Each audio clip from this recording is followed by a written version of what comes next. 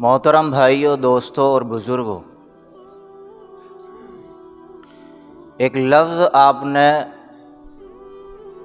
اکثر و بیشتر سنا ہوگا، تقریروں میں، بیانوں میں اور عام طور سے گفتگو میں بھی سنا ہوگا۔ ہدایت کا لفظ سنا ہوگا آپ نے۔ بہت سارے لوگوں کی زبان پہ یہ بھی سنا ہوگا اللہ ہدایت دے، اللہ ہدایت دے۔ کسی آدمی کے بارے میں اگر چرچا ہوتی ہے کہیں پہ اس نے گڑبڑ کر دی ہے تو لوگوں کی زبان سے نکلتا ہے اللہ ہدایت دے۔ لیکن سوال یہ پیدا ہوتا ہے کہ ہدایت کیا ہوتی ہے؟ ہدایت کسے کہتے ہیں؟ یہ سوچنا اور اس پر عمل کرنا جس کو ہدایت کہتے ہیں، یہ ہر ایمان والے کی ذمہ داری ہے۔ ہم سب نماز پڑھتے ہیں اور ہر نماز کی ہر رکعت میں سورہ فاتحہ پڑھی جاتی ہے، چاہے امام کے ساتھ پڑھ رہے ہوں یا امام کے علاوہ اکیلے نماز پڑھ رہے ہوں۔ امام کے ساتھ پڑھتے ہیں تو امام پڑھتے ہیں سورہ فاتحہ، اور وہی مقتدیوں کی طرف سے ہو جاتی ہے، اور اگر تنہا پڑھ رہے ہیں تو پھر بھی سورہ فاتحہ پڑھتے ہیں۔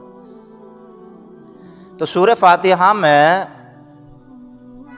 جب ہم پڑھتے ہیں نا الحمدللہ رب العالمین الرحمن الرحیم مالک یوم الدین، یہ 3 آیتیں ہیں، اور تینوں آیتوں میں اللہ تبارک و تعالیٰ کی بڑائی ہے، اس کی تعریف ہے۔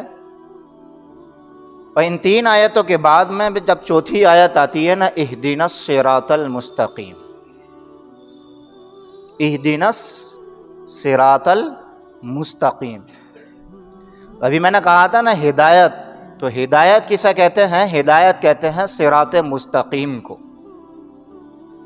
اور ہر نماز میں ہر بندہ یہ دعا مانگتا ہے، اے اللہ ہمیں سیدھے راستے کی راہ دکھلا دے، سیدھے راستے کی راہ دکھلا دے، سیدھے راستے پر چلا دے، بار بار مانگتے ہیں۔ اور دیکھو ہدایت اللہ کی طرف سے اتنی بڑی نعمت ہے، اتنی بڑی نعمت ہے کہ خود حضور صلی اللہ علیہ وسلم بھی جب نماز پڑھتے ہیں نا تو آپ بھی اس دعا کو مانگتے ہیں، اہدنا الصراط المستقیم۔ ایسا نہیں کہ صرف امتیوں کے لیے، مقتدیوں کے لیے اور مولوی صاحب کے لیے یا نبی رسول کے لیے، یہ نہیں پڑھنی چاہیے، سب کے لیے اللہ نے ضروری قرار دیا کہ یہ دعا مانگنی ہے آپ کو، اہدنا الصراط المستقیم۔ لیکن پھر بھی سوال وہی بنتا کہ اب صراط مستقیم ہے کیا؟ کبھی چلو ہدایت ہو گیا صراط مستقیم پر چلنا، لیکن اب سوال تو پھر بھی وہی بنتا ہے کہ صراط مستقیم ہے کیا؟ تو صراط مستقیم کیا ہے؟ قرآن نے آگے جا کے 5ویں پارے میں بتایا ہے، اولئک الذین انعم اللہ علیہم من النبیین والصدیقین والشہداء والصالحین وحسن اولئک رفیقا، کہ صراط مستقیم وہ ہے کہ جس پر نبیوں نے زندگی گزاری ہے، والصدیقین، اور صدیق لوگ جو ہوتے ہیں، والشہداء والصالحین، اور شہید لوگ اور نیک لوگ جس راستے پر چلتے ہیں وہ صراط مستقیم ہوتا ہے۔ اب بہت ہی زیادہ آسان لفظوں میں بتا دوں آپ کو صراط مستقیم کیا ہے۔ 2 چیزوں کا نام صراط مستقیم ہے، یہ بات ذہن نشین کر لیں آپ حضرات، کہ 2 چیزوں کا نام صراط مستقیم ہے، اللہ کا حکم اور نبی کا طریقہ۔ اس سے زیادہ آسان میرے علم کے مطابق اس کی ڈیفینیشن اور کوئی نہیں ہو سکتی صراط مستقیم کی یا ہدایت کی۔ تو سمجھ میں آیا نا بھائی کہ ہدایت یا صراط مستقیم 2 چیزوں کا نام، اللہ کا حکم اور نبی کا طریقہ جہاں ہوگا وہ صراط مستقیم بھی ہے اور وہ ہدایت بھی ہے۔ اور صراط مستقیم جب انسان کو لے کر چلتا ہے تو پھر جنت سے پہلے کہیں چھوڑتا نہیں ہے، یہ صراط مستقیم کی طاقت ہے۔ ہم نماز پڑھنے کے لیے آئے ہیں، جمعے کی نماز پڑھنے۔ اللہ کا حکم ہے، قرآن میں اللہ نے بلایا یا ایھا الذین آمنوا اذا نودی للصلاۃ من یوم الجمعۃ فاسعوا الی ذکر اللہ وذروا البیع۔ اے ایمان والو، جب جمعے کی نماز کے لیے بلایا جائے نا تو خرید و فروخت چھوڑو، دکانداری چھوڑو، تجارت چھوڑو، اپنی منڈیاں، اپنی کھیتی باڑیاں، سب کچھ چھوڑ دو۔ اب جب جمعے کی اذان ہو جائے تو اب کسی بھی ایمان والے کو کوئی بھی دنیاوی کام کاج، کام دھندا، کاروبار کرنا یہ جائز نہیں ہے، یہ گناہ کی بات ہے۔ وَذَرُوا الْبَيْعَ، حکم دیا ہے اللہ نے کہ خرید و فروخت سب کچھ چھوڑنا ہے۔ فَاسْعَوْا إِلَىٰ ذِكْرِ اللَّهِ، اب آؤ نماز کی طرف کوشش کرو، جلدی آؤ مسجدوں کے اندر۔ تو ہم نماز پڑھنے کیوں آئے؟ اللہ کا حکم ادا کرنے آئے۔ اب اللہ نے قرآن میں یہ بتایا کہ جمعے کی نماز پڑھنے کے لیے تمہیں مسجد میں جانا ہے، لیکن جمعے کی نماز میں کتنی رکعتیں پڑھنی ہے اللہ نے نہیں بتایا۔ جمعے کی نماز سے پہلے کتنی سنتیں پڑھنی ہے اللہ نے نہیں بتایا۔ جمعے کی نماز کے 2 فرض ہیں، 2 فرض سے پہلے امام صاحب 2 خطبے دیتے ہیں، تو 2 خطبے کیسے دینے ہیں، ان خطبوں میں کیا کیا ہونا چاہیے، کتنے لمبے ہونے چاہیے، کتنے چھوٹے ہونے چاہیے، امام صاحب وہ 2 خطبے کھڑے ہو کر دیں یا بیٹھ کر دیں، اللہ نے نہیں بتایا ہے۔ جمعے کی نماز کیسے پڑھنی ہے، 2 رکعت نماز جو فرض ہے کیسے پڑھانی ہے، کیا ان میں پڑھنا ہے، کیا نہیں پڑھنا، اللہ نے نہیں بتایا۔ اللہ نے صرف اتنا بتایا ہے کہ جمعے کی نماز پڑھنے کے لیے میرے گھر میں آ جاؤ۔ جمعے کی نماز پڑھ لی، جمعے کی نماز کے بعد کتنی سنتیں پڑھنی ہے، کتنے نوافل پڑھنے ہیں، کیا کرنا ہے، کیا نہیں کرنا، اللہ نے نہیں بتایا، قرآن خاموش ہے۔ یہ ساری تفصیل بتانے کے لیے اللہ نے اپنے نبی کو کھڑا کیا۔ تو بھائی جب ہم نماز پڑھنے کے لیے آئے تو اللہ کا حکم بجا لانے کے لیے، لیکن اب ہم یہاں آ گئے تو اب ہمیں پتہ نہیں کچھ بھی۔ تو اب آیا نبی کا طریقہ کہ بھئی جمعے کی نماز جو 2 رکعت ہوتی ہے اس سے پہلے اتنی سنتیں، اور اتنے اس کے بعد میں پھر اتنی سنتیں، پھر اتنی نوافل، اور یہ خطبے، اور خطبے میں یہ ہونا چاہیے، اور امام کو یہ اس طریقے سے پڑھانا چاہیے، یہ ساری تفصیل، ساری ڈیٹیل جناب محمد رسول اللہ صلی اللہ علیہ وسلم نے بیان فرمائی ہے۔ اسی کو کہتے ہیں صراط مستقیم۔ اللہ کا حکم ادا کرنے آگے تو اللہ کا حکم تو پایا گیا، اب کرنا کیسے ہے یہ نبی نے بتایا۔ اب ایسے اگر ہم نے کر لیا جیسے نبی نے بتایا تھا تو اللہ کا حکم بھی ادا ہو گیا، نبی کا طریقہ بھی ہم بجا لائے۔ اس کو کہتے ہیں اب جو کچھ بھی ہوا ہے وہ ہدایت والا کام ہوا ہے۔ صراط مستقیم جسے ہم بار بار نماز میں مانگتے ہیں،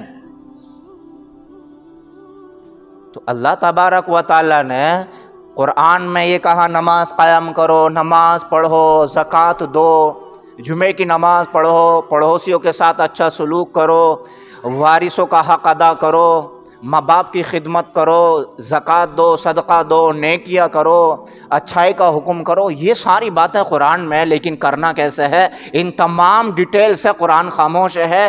ساری تفصیل، ساری ڈیٹیل وہ حضور نے بیان فرمائی ہے۔ تو جب اتنی ساری ڈیٹیل عبادت کی حضور نے بتائی تو اس کے علاوہ بھی کچھ ایسے کام ہیں کہ جن کا حکم اللہ نے دیا تو ہے لیکن اس کی ڈیٹیل بھی نبی کو سونپی ہے۔ جیسے مثال کے طور پر کئی ہفتوں سے نکاح کا بیان چل رہا ہے، تو اب قرآن میں یہ ہے کہ بھئی صرف نکاح کرو اور مہر، بس قرآن میں اتنا ذکر ہے، باقی کوئی ذکر نہیں ہے قرآن میں۔ لیکن کرنا کیسے ہے تو حضور نے 11 نکاح کر کے دکھائے ہیں اپنے، کہ ایک نکاح میں کوئی سوچ سکتا ہے کہ بھئی حضور نے اس نکاح میں یہ کیا تھا، تو کچھ کہتا بھئی میں تو تھا نہیں، تو اب بات ڈاؤٹ والی ہو جاتی۔ جیسے کہ نماز میں اختلاف ہے لوگوں میں کہ بھئی رفع دین کرنا نہیں کرنا ہے، سورہ فاتحہ پڑھنی ہے نہیں پڑھنی ہے، تو ایک ہی نماز ہے نا، اس وجہ سے اختلاف ہوا۔ لیکن حضور صلی اللہ علیہ وسلم نے 11 نکاح کرے خود اپنے، اور 4 بیٹیوں کے پڑھائے اور صحابہ کے پڑھائے، تو حضور صلی اللہ علیہ وسلم کی اندر کی بات بھی اور باہر کی بات بھی امت تک پہنچے. کیسے میں نکاح کر رہا ہوں, کیسے میں نمازہ پڑھ رہا ہوں, تمہیں ہر بات میری تم تک پہنچنی بہت ضروری ہے. ایسا نہ ہو میرے جانے کے بعد زمانہ تمہیں تانا دے کہ تمہارے نبی نے تمہیں پیشانی جھکانا تو سکھایا ہے, تمہارے نبی نے تمہیں نکاح کرنا نہیں سکھایا.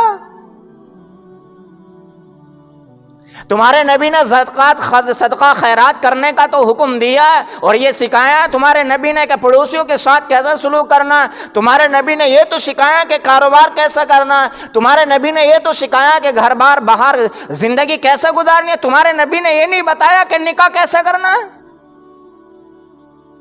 تاکہ کوئی یہ تانا نہ دے. اس لیے حضور صلی اللہ علیہ وسلم نے ایک نہیں, دو نہیں, 4 5 6 7 8 نہیں بلکہ 11 نکاح کر کے حضور صلی اللہ علیہ وسلم نے امت کو دکھائے اور امت کے سامنے کیے ہیں. اسی وجہ سے حضور نے فرمایا کہ نکاح مسجد میں کرو اور نکاح کا اعلان کرو. کیا کرو؟ اعلان کرو نکاح کا. اعلان کیسے ہوگا؟ مسجد کے مائک سے ہوگا کیا اعلان؟ اعلان کا طریقہ یہ ہے مثال کے طور پر کہ بھئی نماز کے بعد نکاح ہوگا, سب حضرات تشریف رکھیں, ہو گیا اعلان. اب مسجد میں ہر برادر کا آتا ہے, ہر ذات کا آتا ہے, چھوٹا بھی آتا ہے, بڑا بھی آتا ہے. اب سب کو پتا ہو گیا کبھی فلاں کی بیٹی ہے اور فلاں کا بیٹا ہے, نکاح کے ذریعے یہ ایک دوسرے کے ہو گئے. اور دوسرا طریقہ میں نے گزشتہ ہفتے بتایا تھا کہ نکاح میں 2 فرض ہیں, یاد ہے جی سب کو. اور دوسری چیز کیا, دوسری چیز کیا, 2 فرض بتائے تھے اور تیسری چیز کیا بتائی تھی؟ واجب بتایا تھا. وہ تھا کیا؟ مہر. تو مہر کی تھوڑی تفصیل لگی تھی, وہ بتا دوں میں آپ کو.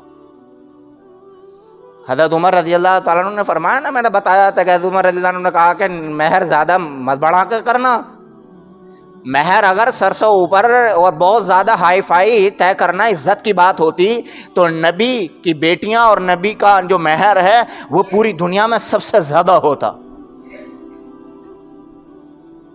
کم سے کم مہر جو ہونا چاہیے وہ اس کی مقدار تو شریعت نے بتا دی ہے, لیکن زیادہ کتنا ہو یہ نہیں بتایا شریعت نے.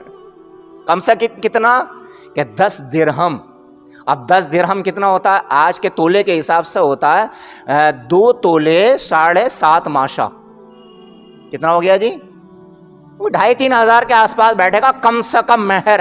اس سے کم مہر نہیں ہوگا, چاہے شوہر راضی ہو, چاہے بیوی راضی ہو, چاہے قاضی صاحب راضی ہو, چاہے وکیل صاحب بھی کہہ دیں, گواہ صاحب بھی کہہ دیں, سب کچھ کہہ دیں, لیکن شریعت اس سے کم پہ راضی نہیں ہے کہ نہیں اس سے کم مہر نہیں ہو سکتا. کوئی کہے جی 1 تولہ مہر, نہیں, اس سے کم مہر نہیں ہوگا. 2 تولے 7.5 ماشا سے کم نہیں ہوگا. گوگل کر کے دیکھ لینا آج کی تاریخ کے حساب سے کتنا بیٹھ رہا ہے. 2 تولے 7.5 ماشا چاندی کتنا بیٹھ رہا ہے. تو اس سے کم مہر نہیں ہوگا. اب مہر طے ہو گیا جی کتنا؟ 50,000. کتنا؟ 50,000. تو اب زیادہ مہر یا تو اس وجہ سے کروایا کہ میرا نام ہو جائے سب میں, مہر بہت لمبا چوڑا ہے, مہر بڑا لمبا چوڑا بنوایا بھائی, کیا بات ہے, مالدار آدمی ہوگا. یہ تو چرچا ہوتی ہے نا بھائی مہر زیادہ کیوں؟ ناموری کی وجہ سے. تو ہے ثواب کا کام, اور اگر دکھلاوے کی نیت سے کر دیا تو ثواب تو گئے ہی, اوپر سے گناہ لازم ہو گیا. کہ میں نے بتایا تھا کہ اتنا مہر ہونا چاہیے کہ لڑکے کو دینا نہ بہت مشکل ہو نہ بہت آسان ہو. اور یہ مہر شریعت نے جو متعین کیا ہے نا اس وجہ سے, تاکہ جو پرائی بیٹی آپ کے یہاں آ رہی ہے, آپ کی بیوی بن کے آ رہی ہے, آپ کے گھر کی بہو بن کے آ رہی ہے, اس کی عزت افزائی کے لیے, اس کی حوصلہ افزائی کے لیے اور اس کے اکرام اور اعزاز کے لیے شریعت نے یہ مہر متعین کیا. ورنہ کوئی یہ نہ سمجھے کہ میں نے 1 لاکھ روپے کا مہر طے کر کے کسی کی بیٹی کو خرید لیا.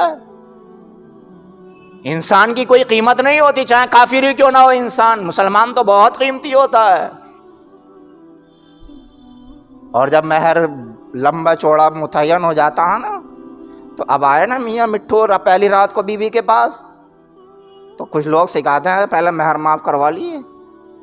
ہوتا ہے نا جی, پہلے مہر معاف کروا لیے تو وہ بیٹھ جاوے ایسا جیسے کہ حافظ جی کے سامنے تھوڑا سا بچہ بیٹھ گیا دو زانوں بیٹھ کے کہ میڈم صاحبہ پہلے مہر معاف کر دیو ذرا. بات کو دیکھا جائے گا، بات کا کام، پہلے مہر معاف کرو. اب وہ بیچاری شرما حضوری میں کہہ دیتی ہے جی میں نے معاف کر دیا. ایسے مہر معاف نہیں ہوتا. ایسے آج کا مسلمان لمبے چوڑے مہر طے کروا کے دو جگہ معاف کرواتا ہے. ایک تو یہاں مہر معاف کروائے گا، اور دوسرا جب اسی شوہر کا انتقال ہو جائے گا تو دو چار آپائیں پکڑ کے لائیں گی اسے اور کہیں گی چل اپنے مرے ہوئے شوہر کا مہر معاف کر دے. ایسے مہر معاف نہیں ہوتے ہیں جی. سن لو آج سارے کے سارے کان کھول کے. شوہر مر جائے، بیوی کھڑی ہو اور اس سے دو چار آپائیں آ کے کہے مہر معاف کر دے تو مہر ایسے بھی معاف نہیں ہوتا. بیوی مر جائے، شوہر آ کے کہے کہ بیگم صاحبہ آپ جا تو رہی ہو، میرے مہر معاف کر کے چلی جاؤ، تو ایسے بھی مہر معاف نہیں ہوتا ہے. یہ دینا ہی پڑے گا. اور اگر نہیں دیا نا تو میں نے شاید گزشتہ ہفتے حدیث سنائی تھی ابو داؤد شریف کی. حضور صلی اللہ علیہ وسلم نے فرمایا اگر مہر نہ دینے کی ارادے سے طے کرا ہے یا نہیں دیا ہے اور اسی حالت میں دنیا سے چلا گیا تو کل قیامت کے دن اللہ اسے زانی اور بدکاروں کی صف میں کھڑا کرے گا کہ تو اس لائق نہیں ہے کہ نمازیوں میں، حاجیوں میں اور پرہیزگاروں میں کھڑا ہو. تو نے میرے حکم کا مذاق اڑایا، اب تو زانیوں کے صف میں کھڑا ہوگا. کھڑا ہو جاؤ وہاں پر ہاتھ باندھ کے. اتنا ضروری ہے مہر دینا. اور اگر مہر دینے سے پہلے بیوی مر گئی نا تو پھر بھی مہر دیا جائے گا. بیوی نے جو کچھ چھوڑا تھا نا، اس کا جو مال ہے چھوڑا ہوا وہ وراثت میں بٹے گا، تو وہ مہر اس کے چھوڑے ہوئے مال میں رکھا جائے گا. اس میں بچوں کا حصہ ہوگا، ماں باپ کا بھی حصہ ہوگا، بھائی بہنوں کا بھی حصہ ہوگا. نہیں دیا نا تو پھر اوپر دینے کے لیے تیار ہو جائیے مردوں، جس نے بھی نہیں دیا. اللہ کی کسی سے رشتہ داری نہیں ہے. اللہ کے یہاں اللہ کا قانون چلتا ہے اور نبی کا طریقہ چلتا ہے. اس کے علاوہ تیسرے بندے کی کوئی انٹری نہیں ہے، نہ طریقے کی کوئی انٹری ہے، نہ کوئی بندے کی انٹری ہے. تو یہ مہر دینا کیا ہے؟ واجب ہے. اور 3 چیزیں سنت ہیں نکاح میں. 3 چیزیں کیا ہیں جی؟ یہاں مہر کے تعلق سے ایک چیز اور بتا دوں، مہر میں کیش ہی ہونا ضروری نہیں ہے. آپ چاندی بھی دے سکتے ہیں، چاندی کی شکل میں زیور بھی دے سکتے ہیں مہر میں. آپ سونا بھی دے سکتے ہیں اور سونے کی شکل میں زیور بھی دے سکتے ہیں. جس مال پہ بھی خاتون راضی ہو جائے وہ مال، وہ چیز مہر بن سکتا ہے. ایک بڑی عجیب خبر آئی. ایک لڑکے کا نکاح ہوا تو نکاح سے پہلے مہر کی بات آئی. ہونا یہی چاہیے کہ نکاح سے پہلے مہر کے بارے میں ڈسکس کر لیا جائے. آج کل ہوتا کیا ہے، قاضی صاحب بیٹھے ہوئے ہیں، 2-4 ادھر ادھر کے ہی بیٹھے ہوئے ہیں، تو مہر کو لے کر خوب جو ہے نا لات گھونسے چلنے لگتے ہیں کہ جی نا اتنا ہونا چاہیے، وہ ادھر سے کھینچنا اتنا ہونا چاہیے، وہ ادھر سے کھینچم کھانچ نہ اتنا ہونا چاہیے. کھینچم کھانچ کر کے پھر جب شروع میں ہی کنیٹ ہو جاتی ہے تو پھر زندگی بھر کنیٹ ہی رہتی ہے کہ جی انہوں نے اس وقت ہماری بات نہیں مانی، ہم نہیں مانیں گے ان کی بات. وہ کہتے ہیں اس وقت انہوں نے ہماری بات نہیں مانی، اب ہم ان کی بات نہیں مانیں گے. زندگی بھر کھینچم تان میں رہتا پورا رشتہ، کبھی سکون نہیں آتا پھر، کیونکہ جھکنے کے لیے تو کوئی تیار ہے نہیں. اگر کوئی جھکے اور ذرا سا نیچا دب جائے تو میری تو ناک کٹ رہی ہے. تو اس میں پھر وہی جو ہے نا تنوع رہتا معاملہ. تو بہتر یہ ہے کہ پہلے ڈسکس کر لیں کہ بھی مہر کتنا ہونا چاہیے. تو ایک رشتہ ایسا بھی تھا کہ نکاح سے پہلے مہر کے بارے میں جب ڈسکس ہوا نا تو جو لڑکی تھی اس نے کہا کہ میں جو مہر طے کروں گی دے دو گے مجھے مہر؟ لڑکی نے کہی تو کہ جی ہاں ہماری گنجائش کے مطابق ہوگا تو ہم ضرور دیں گے. گنجائش سے آگے بڑھو گی تو آپ سے منت و سماجت کر لیں گے، خوشامد کر لیں گے کہ ہماری طاقت سے، ہماری بساط سے زیادہ ہے، اسے کم کر لو. تو لڑکی نے کہا کہ میرا مہر یہ ہے کہ مجھ سے وعدہ کرو جب سے میں تمہارے نکاح میں آ جاؤں اس وقت سے لے کے جب تک میں تمہارے نکاح میں رہوں کبھی بھی کسی بھی حالت میں نماز نہیں چھوڑو گے. یہ میرا مہر ہے، بس اس کا علاوہ اور کوئی مہر نہیں ہے. آج کی بیگمات کیا کہتی ہیں سب پتہ ہے جی، اس پہ تفصیل میں نہیں جاتا، پھر اصل بات رہ جاتی ہے. تو بہتر یہ ہے کہ پہلے طے کر لیے جائے. چلیے آگے چلتے ہیں. اچھا جب 3 چیزیں ہو گئیں، 2 فرض ہو گئے، 1 واجب ہو گیا، اب باقی بچے 3 سنتیں. 3 سنتوں میں سے پہلی سنت یہ ہے کہ جب وکیل صاحب اور دو گواہ لڑکی سے اجازت لے کے آتے ہیں نا. یہاں ایک بات اور بتا دوں میں کہ دو گواہ اور جو وکیل ہوتے ہیں نا, تو ہم کسی کو بھی اٹھا کر گواہ وکیل بنا دیتے ہیں. یہ طریقہ درست نہیں ہے. وکیل بھی اور گواہ بھی ایسے لوگ ہونا چاہیے, ایسے مرد ہونے چاہیے کہ جس سے لڑکی کا پردہ نہ ہو. اب ہوتا کیا کہ دو چار لڑکوں کی طرف سے اٹھایا, لڑکی کی طرف سے اٹھایا کہ بھائی بھیج دیا وہاں کہاں اجازت لینے کے لیے, اور وہاں پر اللہ اکبر ایسا لگتا ہے کہ جیسے پورا شو ہو رہا ہے. اب پورے مراد آباد کی لڑکیاں بن ٹھن کے فل میک اپ کر کے وہیں ملے گی جہاں دلہن ہوگی. بتاؤ جی غلط تو نہیں کہہ رہا؟ اب یہ گئی میاں اجازت لینے کے لیے, تو اب وہاں پر کیا ہو رہا ہے؟ بے پردگی کا ماحول ہے اور تمام بے حیائی کا ماحول ہے. کوئی بھی مہذب آدمی اور شریعت کا پابند آدمی ایسے ماحول میں جانا کبھی بھی گوارا نہیں کرے گا. تو بہتر یہ ہے کہ کم سے کم ایسے آدمی تو ہو کہ جس سے لڑکی کا پردہ نہ ہو, چاہے وہ لڑکی کے ماموں ہو یا لڑکی کے چچا ہو یا بھائی ہو, اس طریقے کے رشتہ دار ہوں, ریلیٹیو ہوں جن سے لڑکی کا پردہ نہ ہو. یہ آج ذہن میں باندھ کے لے کے جائیں. آپ حضرات بھی گواہ بنتے ہوں گے, وکیل بنتے ہوں گے, لیکن پہلے رشتہ داری معلوم کر لیا کریں کہ رشتہ داری کیا ہے. تو بہرحال 3 سنتوں میں سے پہلی سنت یہ ہے کہ بھئی اب لڑکا قبول بھی تو کرے گا, لڑکی سے تو لیا ہے اجازت, اب لڑکا بھی تو قبول کرے گا. تو اب امام صاحب لڑکے سے قبول کروانے سے پہلے نا خطبہ پڑھتے ہیں. اب پہلے خطبے میں پہلی آیت ہوتی ہے سورہ نساء کی پہلی آیت, یا ایھا الناس اتقوا ربکم الذی خلقکم من نفس واحدہ, اور دوسری آیت ہوتی ہے یا ایھا الذین آمنوا اتقوا اللہ حق تقاتہ ولا تموتن الا وانتم مسلمون, اور تیسری آیت ہوتی ہے یا ایھا الذین آمنوا اتقوا اللہ وقولوا قولا سدیدا. یہ 3 آیتیں ہیں اور تینوں آیتوں میں اللہ بار بار ایک لفظ دوہرا رہا ہے, اتقوا اللہ اتقوا اللہ اتقوا اللہ. کتنے جامع الفاظ اور کتنی جامع آیت حضور صلی اللہ علیہ وسلم نے نکاح کے خطبے میں بیان فرمائی ہیں. یا ایھا الذین آمنوا اتقوا اللہ, یا ایھا الناس اتقوا اللہ, یا ایھا الذین آمنوا اتقوا اللہ, کہ اے بندے, اے بندی, اے بندو جتنے بھی بیٹھے ہو سارے, یہ رشتہ ہو رہا ہے ایک دوسرے کے ذریعے, نکاح کے ایک دوسرے کو ہو رہے ہیں. یاد رکھنا اس رشتے کے حقوق ادا کرنے کے لیے ہمیشہ اللہ سے ڈرتے رہنا.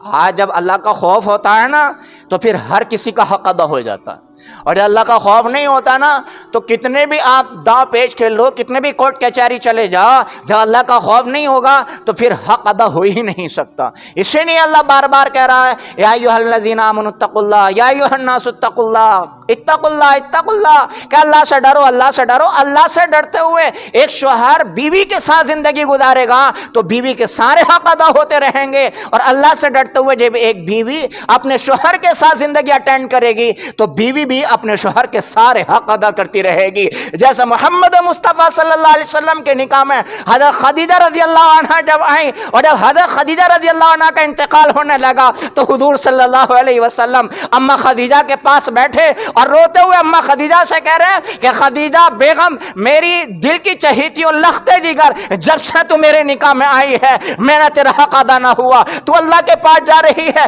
میری غلطی کو معاف کر دینا. کہ کتنی بڑی ہستی, اور اما خدیجہ رضی اللہ عنہ سے کہہ رہے ہیں کہ میرے حق ادا کرنے میں اگر غلطی کوتاہی ہوئی ہو, حالانکہ میں اللہ کی قسم کھا کے کہہ سکتا ہوں اس بات کو, اور میں غلط نہیں ہوں گا, اللہ کی قسم کھا کر اس بات کو کہہ سکتا ہوں کہ اس کائنات کے اندر 2 ہستیاں ایسی ہیں کہ جن سے کبھی غلطی کا صدور نہیں ہوتا. ایک اللہ ہے اور ایک دوسرا نبی اور رسولوں کی ذات ہے, اور نبیوں میں اور رسولوں میں سب سے زیادہ اونچے اور سب سے اونچی چوٹی پر جو بیٹھے ہیں محمد مصطفیٰ ہے, حضور صلی اللہ علیہ وسلم کی وہ ذات گرامی ہے. نہ ہی تو اللہ کے حق میں کوئی کمی ہوتی ہے اور نہ ہی بندوں کے حق میں کوئی کمی ہوتی ہے. اس کے باوجود بھی اللہ کا خوف دل میں ایسا ہے کہ خدیجہ کے پاس بیٹھ کے کہہ رہے ہیں خدیجہ اگر تیرے حق ادا ہونے میں مجھ سے غلطی ہو گئی ہو تو مجھے معاف کر دینا. اور حضرت خدیجہ رضی اللہ عنہا نے بھی حضور صلی اللہ علیہ وسلم کے ہاتھ پکڑ کے کہا یا رسول اللہ آپ کیسی باتیں کر رہے ہیں، بلکہ حق تو یہ ہے کہ جب سے میں آپ کے نکاح میں آئی ہوں، جیسی آپ کی ذات ہے، جیسی آپ کی صفات ہے، اور جیسا اللہ نے آپ کو پروٹوکول دیا، جیسا اسٹیٹس پر اللہ نے آپ کو بٹھایا ہے، میں ایک ادنا سی عورت ہو کر کے آپ کا حق ادا نہ کر سکی۔ یا رسول اللہ اگر مجھ سے جانے انجانے میں کوئی غلطی کوتاہی ہو گئی ہو، یا رسول اللہ مجھے معاف کر دینا ہے۔ یہ اللہ کا خوف۔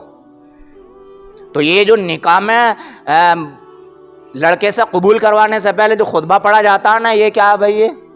یہ سنت ہے۔ اب بھائی نکاح تو ہو گیا کمپلیٹ، پھر اس کے بعد میں دوسری سنت ہے چھہاروں کی۔ دوسری سنت کیا ہے؟ چھہاروں کی۔ تو حضور صلی اللہ علیہ وسلم نے جب اپنی بیٹی حضرت فاطمہ رضی اللہ عنہ کا نکاح کیا تھا نا، تو حضور صلی اللہ علیہ وسلم نے چھہارے بٹوائے تھے، اور کچھ ضعیف روایتوں سے، ضعیف روایت کا مطلب یہ ہوتا ہے کہ اسے سنت نہیں کہہ سکتے۔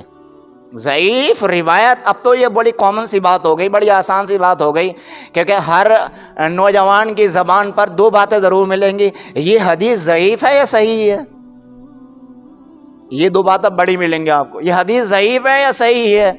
حالانکہ بیچارے سے نورانی قاعدہ پڑھنا نہیں آتا، الف بیتے سے لے کے یا تک اس سے کچھ نہیں آتا، لیکن جب حدیثوں پہ آئے گا نا تو بخاری سے پہلا بات نہیں کرے گا کہ یہ بخاری کی حدیث ہے، یہ مسلم شریف کی حدیث ہے۔ بخاری سے پہلا بات نہیں ہوتی۔ اور ایک صاحب تو میرے پاس ایسے آئے، میں نے کہا کہ سیاہ ستہ کتابیں کیا کیا معلوم ہے آپ کو؟ کہ جی نا معلوم نہیں ہے، لیکن بات کائے کی کر رہے بخاری شریف کی۔ من کے سگنیچر کرنے آتے ہیں آپ سے کہ جی نہ سگنیچر بھی کرنے نہیں آتے، دستخط بھی کرنے نہیں آتے، اور بات کائے کی کر رہے تھے بخاری کی۔ میں نے کہا کام کائے کا کرتے ہو؟ جی پلے داری کا کام کرتا ہوں۔ بات کائے کی کر رہے بخاری کی، بات کائے کی کر رہے مسلم شریف کی، بات کائے کی کر رہے ابو داؤد شریف کی، اور پتہ ہے نہیں کہ سیاہ ستہ کسے کہتے ہیں۔ سیاہ ستہ کا مطلب یہ ہے کہ بہت ساری صحیح حدیثیں ان کتابوں میں موجود ہیں، باقی ایسا تو نہیں ہے کہ یہی حدیث کی کتاب ہے۔ کتاب کی حدیثیں تو 3000 سے زیادہ ہیں، اور تقریباً 10-11 لاکھ حدیثوں کا ذخیرہ ہے۔ اور حدیث کہتا ہے کہ جو حضور صلی اللہ علیہ وسلم نے بات کہہ دی وہ حدیث بن جاتی ہے۔ لیکن ایک بات ذہن نشین کر کے جانا کہ ایک ہوتی ہے سنت، ایک ہوتی ہے حدیث۔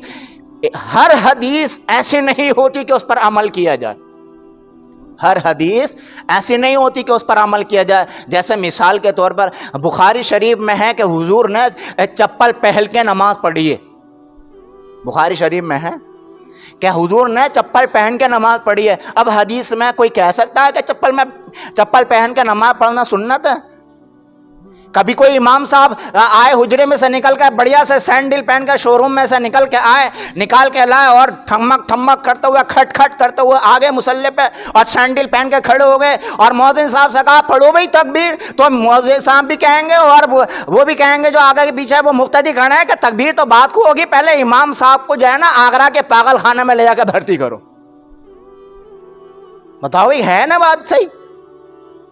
اور امام صاحب سے جب یہ بات آئی تو امام صاحب تو کہیں گے بھی بخاری میں لکھا حضور نے پڑھی تھی چپل پہن کے نماز، اس لیے پڑھا رہا ہوں میں تو اب کیا کہیں گے مقتدی سارے کہ اب تک تو آگرہ کے پاگل خانے میں لے کے گئے تھے، اب بریلی کے پاگل خانے میں لے کے جاؤ، اب اور بھی بڑے پاگل خانے میں جانا چاہیے۔ لیکن مولانا صاحب بھی غلط نہیں ہے، کیونکہ مولانا صاحب حدیث کا حوالہ دے رہے ہیں، اور دے بھی اس کتاب کا رہے ہیں جو قرآن کے بعد مقام و مرتبہ رکھتی ہے، جس کا نام بخاری شریف ہے۔ تو بخاری شریف میں اگر چپل پہن کے نماز پڑھنے کا ذکر ہے تو کیا یہ حضور کا طریقہ ہو گیا؟ یہ حضور کی سنت ہو گئی؟ حضور کی سنت ہونے کے لیے 3 چیزیں ہونا ضروری ہے، 3 باتیں ہونا ضروری ہے۔ اب حضور نے 11 نکاح کرے ہیں، کوئی کہہ سکتا ہے امتی کہ 11 کروں گا میں، نہیں، میری حضور کی سنت ہے۔ اب حضور معراج پہ گئے، کوئی امتی کہہ سکتا ہے میں بھی جاؤں گا معراج پر، حضور کی سنت ہے؟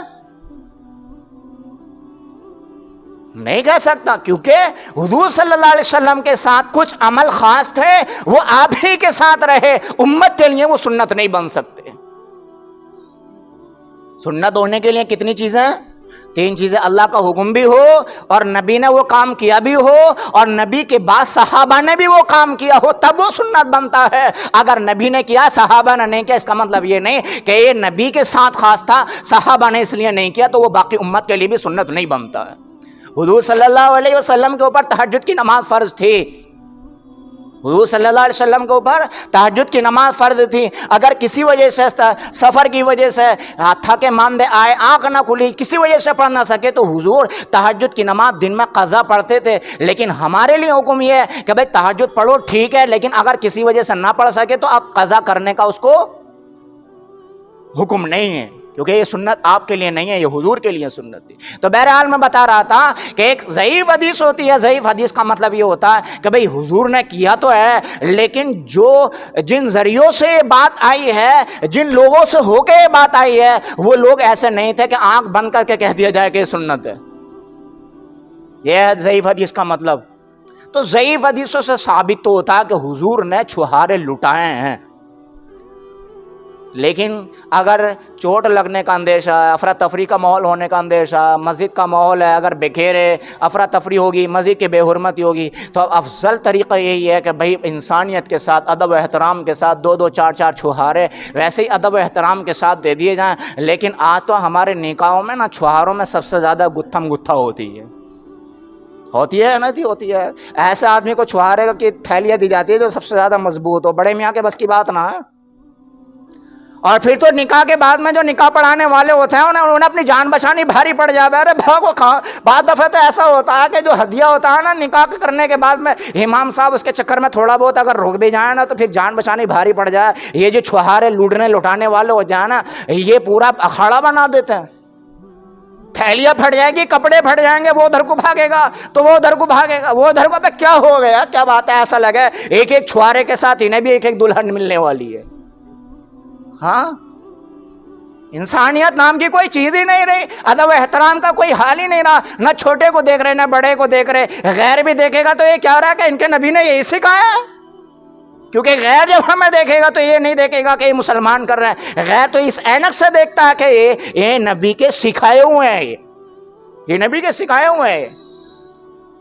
تو بھئی چھہارے بانٹنا یہ بھی ایک سنت ہے. اور تیسری چیز جو سنت ہے وہ ہے ولیمہ. اب ولیمے کا ٹاپک تھوڑا لمبا ہے, میں نے سوچا تھا کہ آج ہی سمیٹ دوں گا اس ٹاپک کو, لیکن ٹائم ہو گیا پورا. اب آپ لوگ بھی سوچ رہے ہوں گے یار نکاح کا بیان ختم نہیں ہو رہی ہے. تو جب نکاح کا بیان کہاں سے ختم ہوگا, جب نکاح کی تیاری بھی تو مہینوں سے پہلے ہوئے. ہاں جی, ہوئے نا, ہوتی ہیں کہ جی رشتہ تلاش کرو. اب یہاں سے ہی نکاح کی تیاری شروع ہو گئی. اور اماں سے اگر پوچھو نا کہ بیٹی کے لیے کیا کر رکھا, کہ جی ہاں میں نے تو یہ برتن بھی لے لیے, ہاٹ پاٹ بھی لے لیے, اور میں نے اپنی بیٹی کے لیے یہ جوڑا بھی لے لیا, اور وہ توڑا بھی لے لیا, اور ابھی رشتہ ہوا نہیں ہے, بیٹی کے لیے انتظام شروع ہو گیا. جب نکاح کی تیاری مہینوں سے پہلے ہو رہی ہے تو بیان بھی تو مہینوں ہونے چاہیے نا بھائی. ہاں, تو جبھی تو بات سمجھ میں آئے گی. تو ابھی نکاح میں جو ایک اور آپشن ہوتا ہے وہ ہے ولیمہ, اور یہ بھی بہت بڑی عبادت ہے, بڑا نبی کا طریقہ ہے. لیکن اس میں بھی ایک لمبا عنوان ہونا چاہیے, تبھی بات پوری سمجھ میں آئے گی. اب میں جلدی بازی میں, ہوتا ہے کیا ہے بعض دفعہ زبان سے کہنا کچھ اور چاہتے ہیں, نکل کچھ اور جاتا ہے. کیا کہنا چاہیے تھا 99 کہہ دیا 89, کہنا چاہیے تھا 89 کہہ دیا 79. تو اب یہ بڑا فرق ہو جاتا ہے نا. یہ ہوتا ہے جب کہ بندہ جلد بازی میں ہوتا ہے, ادھر وقت کا بھی تقاضا ہوتا ہے, 200-400 لوگ آئے ہوئے ہوتے ہیں, ان کی نگاہوں کا بھی پریشر ہوتا ہے کہ اب نگاہیں یہ کہہ رہی ہیں جلدی بات ختم کر لو اب. تو یہ جو ولیمے کا جو عنوان ہے نا, یہ بھی ایک اچھا خاصا وقت کا تقاضا کرتا ہے. اب یہ 5 چیزیں ہو گئی آج. کتنی چیزیں ہو گئی جی؟ 5 چیزیں ہو گئیں. پہلے 2 فرض ہو گئے, پھر تیسرا واجب ہو گیا, اور چوتھا ایک سنت کیا ہو گیا, خطبہ ہو گیا نکاح کا, اور 5ویں سنت چھہارے ہو گئے. آج تو چھہارے ہی کھا لو, ولیمہ آج کے دن کھا لیو انشاءاللہ. ٹھیک ہے, اللہ عمل کی توفیق عطا فرمائے.